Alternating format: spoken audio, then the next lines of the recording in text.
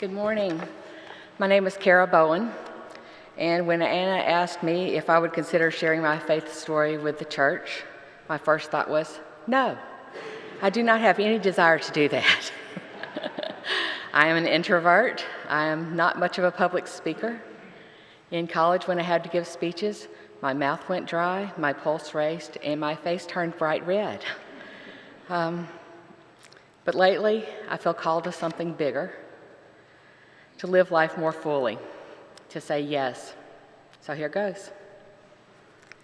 I grew up in northern Louisiana, the youngest of 4 children. My paternal grandmother was seriously Southern Baptist. I didn't realize it at the time, but she was a very anxious person. 3 of her 4 children had died by the age of 4, with my father being the only survivor. She was very worried that her grandchildren would not be saved. So the main message I got about God and church was that unless you accepted Jesus Christ as your Savior, you would burn in hell. My grandmother could also be gossipy, judgmental, and unkind. I cringed at the preachers she watched on TV and was not surprised when some of them were exposed in scandal. On a few occasions, my father took us kids to the Baptist church down the street. Although my mother grew up Baptist and went to church when she was young, she stopped going as an adult. She never went to church with us, and she never spoke to me about God, Jesus, or the Bible. Her father never went to church. He just drove her mother and waited outside or picked her up later. She adored her father, and she's like him in many ways. I developed the belief that only people who didn't know right from wrong had to go to church.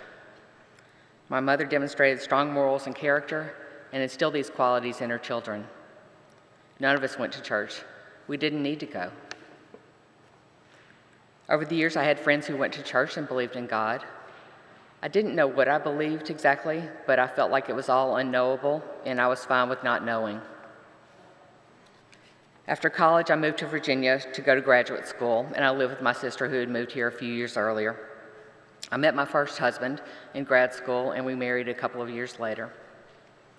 It was not an easy or healthy marriage. We tried to work it out, would separate, and try again. I found a really good therapist, and I told her that I had friends in Louisiana, but that I hadn't really developed any up here. I felt alone.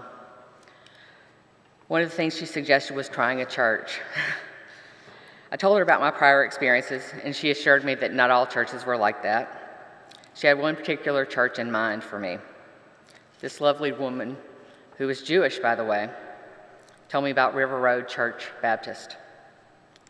She had earned my trust, so I agreed to give her a try, give the church a try. I called the church to ask if I needed to enroll in Sunday school. The person who answered the phone actually laughed at me. Said, no, you can just come on in and we'll find a class for you. I was nervous. I had no religious background. I didn't know the Bible.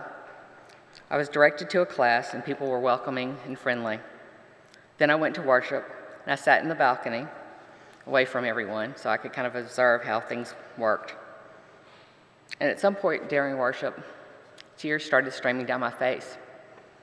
I didn't know why exactly, but I felt some connection to something greater, some sort of coming home.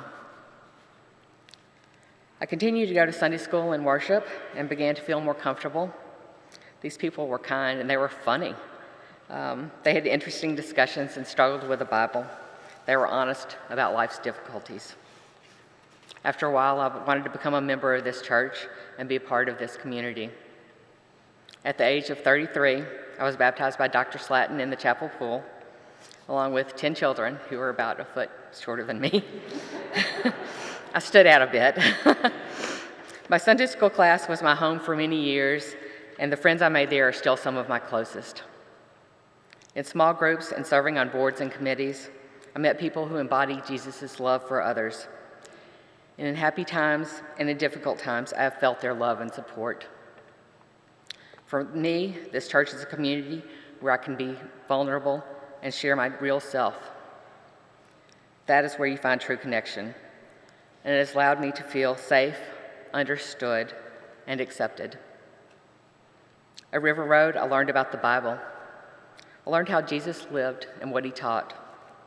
I learned that it's okay to have questions about God and that doubt is not the opposite of faith, it is an element of faith. I confess that I have difficulty with parts of the Bible. I struggle with what it tells me about the character of God. And yet I feel an yearning for connection to something greater, to the divine. I began looking for ways to feel a spiritual connection. I discovered that there are many spiritual practices that help me connect with my soul and open my heart, that allow me to feel closer to God. Being in nature connects me with God. I look at this amazing world in awe, the beauty I see all around, the trees, the birds, the animals, such amazing creatures. I pay attention and it makes me happy. I gaze into the eyes of my dog and feel unconditional love. It opens my heart and brings me closer to God. In meditation, I'm able to quiet the chatter in my mind and notice how things feel in my body. I discovered that I judged myself constantly and harshly. I felt constricted, self-conscious, and small. I eventually realized that those feelings squelched my spirit and kept me from feeling God's love. One of the greatest changes came when I vowed to stop judging myself. Since then, I have felt much happier. I am more loving towards others, and I allow God to love me. I am also braver.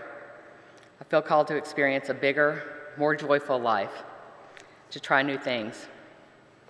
I'm able to say yes. So that's where I am so far. I have more to learn and many more ways to grow. My journey continues.